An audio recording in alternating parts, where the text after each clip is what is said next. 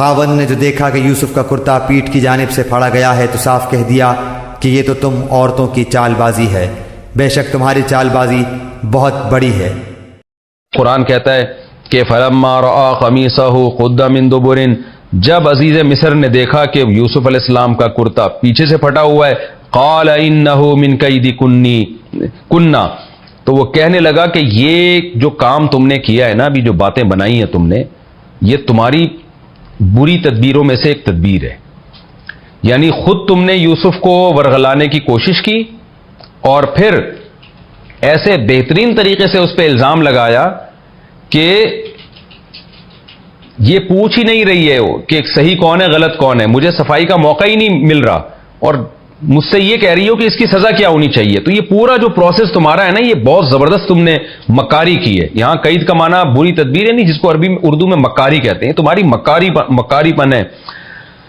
ان کیدکن عظیم، اور پھر کہنے لگا بے شک تم عورتوں کی تدبیر بہت بڑی ہوتی ہے۔ کیدکن یہ جمع کا صیغہ ہے، ایک ہوتا ہے نا کیدی کی،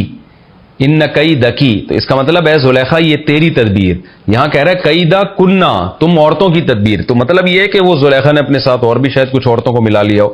اور پھر ایک اصول اور ضابطہ بیان کر رہا ہے، ان کیدکن عظیم، تم عورتوں کی تدبیر ہوتی ہی ایسی ہے، جب تم مکر کرنے پر آتی ہو تو ایسے ہی مکر کرتی ہو کہ اچھے بھلے آدمی کی جو ہے وہ کھوپڑی گھوم جائے اس میں۔ یوسف اعرض عن ھذا، اب بادشاہ کو اندازہ ہو گیا، اور زلیخا بھی، یہ جب بادشاہ نے کہا نا کہ تمہاری تدبیر ہے یہ، تو وہ زلیخا بھی خاموش ہو گئی۔ تو یہ خاموش ہونا بھی اس کی علامت تھی کہ اس نے اپنے جرم کا اعتراف کر لیا ہے۔ اب بادشاہوں کو آپ کو پتہ ہے بڑا خطرہ ہوتا ہے، خوف ہوتا ہے کہ اگر یہ بات ہمارے محل سے باہر نکل گئی تو بدنامی تو میری ہی ہے۔ عزیز مصر کو اس بات کا خطرہ تھا، بادشاہ نہیں، عزیز مصر کو، کہ اگر یہ بات محل سے نکل گئی تو بدنامی تو میری ہی ہوگی نا۔ تو اب وہ سزا اگر یوسف علیہ السلام کو دیتا ہے تو ٹینشن میں، یعنی اگر اپنی بیوی کو یہ ثابت کرنے کے لیے کہ یہ پاک دامن ہے اور یوسف معاذ اللہ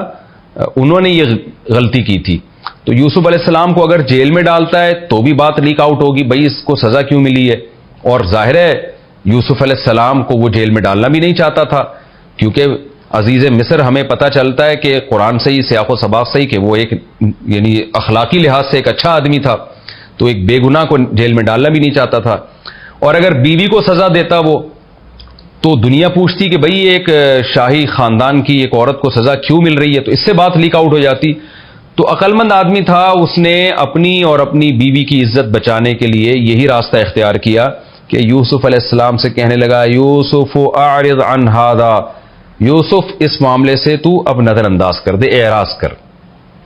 جو ہونا تھا ہو گیا،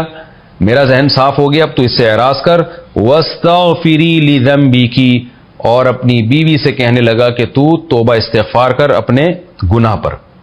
کیونکہ بہرحال خدا کو ماننے والے تھے۔ یا اس کا یہ بھی مطلب ہو سکتا ہے کہ تو مجھ سے معافی مانگ، میری نافرمانی تو نہیں، بہرحال اپنے جرم سے تو استغفار کر، انکی کنتی من الخاطئین، بے شک تو ہی خطا کاروں میں سے ہے۔